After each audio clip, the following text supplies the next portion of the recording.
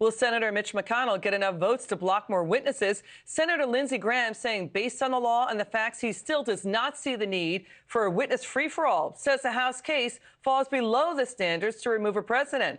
And also, more witnesses would only slam the Bidens. Senator Graham now says there is a, quote, mountain of evidence to suggest the Bidens' behavior was, quote, harmful to the U.S. Let's bring in Republican Chris Stewart from House Intelligence. Great to see you, sir. Your reaction to all of this reporting? Well, I think it's very unlikely that the Senate is going to call witnesses. And talking to my friends in the Senate, I think it became clear last night that they didn't have the votes. They recognized that it didn't matter how many witnesses they allowed to be called. The Democratic senators would never be satisfied with it. They want to do the Kavanaugh point two, and that is blow this up and keep it going. And the last thing I'll say, and that is there's no way in the world that they would agree to bring in, for example, John Bolton, and not to bring in Adam Schiff or Mr. Biden or some of the others that the Republicans would like to hear from. So I think in its entirety, most people are skeptical that they'll probably get to that point. You know, Senator Graham said of Hunter Biden, he, quote, basically turned Ukraine into an ATM machine. Let me ask you this. Is the Senate supposed to make the House's case for the House Democrats? Is it really going to let the House dictate which witnesses to call and no Bidens? Well, that's exactly right. And that's what they've been saying from the very beginning. It's what those of us on the House Intelligence Committee who had to manage the impeachment process said last winter, you know, through November and December as we were having our hearings. They could have compelled the testimony from Mr. Bolton. They could have compelled testimony from any one of these witnesses if they would have been just a little bit patient and done what they've always done before, and that's go to court and let the courts decide if they had a compelling case, if they should be compelled to testify. But they wouldn't do that.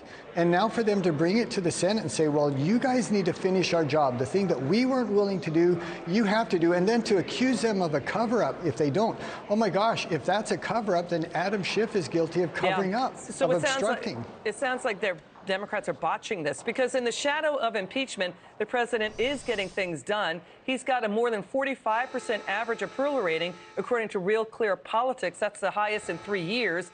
Politico reporting 3 Democrat senators may be considering voting to acquit the president. Joe Manchin, Kristen Sinema, Doug Jones. They could provide cover for other Democrats to also acquit the president. Senator Manchin also says, yes, Hunter Biden should testify. Do you agree? Well, I do. I agree on all of that there may be a bipartisan acquittal. And I said something in one of the first hearings we held on the House side. I said, I think that when this process is over, there will be less support for impeachment than there is right now. And that's really proven to be true. The American people look at this and they hear this and they think there's got to be more to it. You can't remove the President of the United States from office in an election year on this. It just isn't compelling enough. And in fact, as you just said, the president's numbers are much improved than they were 6 weeks or 2 months ago, even to the point where some of the Democratic senators are saying, you haven't convinced me yet. Interesting. Okay, so everyone should be okay with the Democrats funding fake accusations against the president in the Steele dossier, getting that information fed into the FBI to get the FBI to launch spying on the Trump campaign, and everyone should be okay, voters should be okay with the Bidens profiting off of the vice president's name in various countries around the world. I mean, the president's defense team made a damning indictment of the Bidens in their presentation. Go ahead with that. Should everyone be just okay with that? Well, exactly. I mean, and it was damning evidence. And by the way, the vice president is going to have to answer that, whether in this impeachment proceeding or before the American people. He's going to have to answer that. But there's this ultimate irony that they are condemning the president for supposedly investigating a political rival when we know irrefutably that that's exactly what President Obama and the administration did. We know that they investigated, that they sent spies, that they eavesdropped, that they went through all sorts of surveillance on what?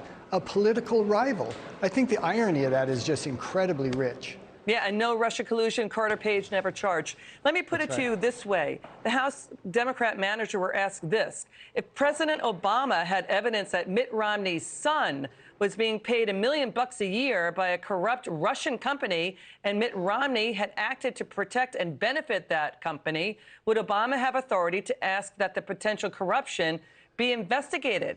I mean, it puts it in a new light because Center for Security Policy President Fred Fleitz also asked, can you impeach a president for a thought crime? The president's phone call transcript said, remember, this is the basis for impeachment, I would like you to do us a favor. because our country has been through a lot and Ukraine knows a lot about it.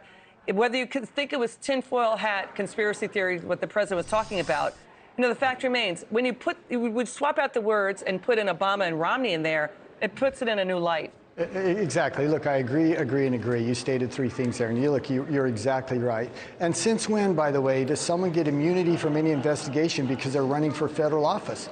Because Vice President Biden is running for the president, he can't be investigated. Oh my gosh, we should be held to a higher standard, not immune from being investigated. We should be investigated thoroughly if we're putting ourselves in that kind of position of responsibility.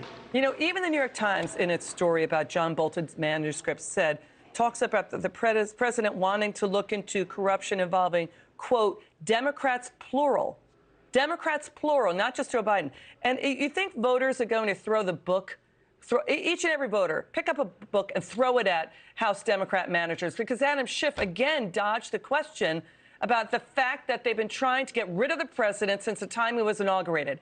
And we've tracked it. We've seen the impeachment push starting in March 2016. Take that one on.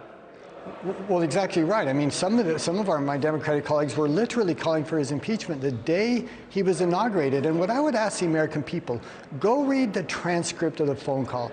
You could Google it and find it in seconds. It's only 5 or 6 pages long. Read that transcript and then just tell me, is there anything there that this president should be removed from office? Because at the end of the day, that's all the evidence there is. Everything else is just people's opinions or their feelings about the phone call. You can read the transcript of the phone call and make your own determination. And you can't read this, as you have already explained. You can't read it and come to the conclusion that there was anything criminal or illegal or impeachable in that conversation. He ran through the red light. He shouldn't have brought up the Bidens. Are you going to remove him from office for that? I mean, it just, when you, again, swap out the word and words and put Obama and Mitt Romney in there, puts it in a new light. Congressman, great to see you. Thank you so much. Thank you. Come back soon.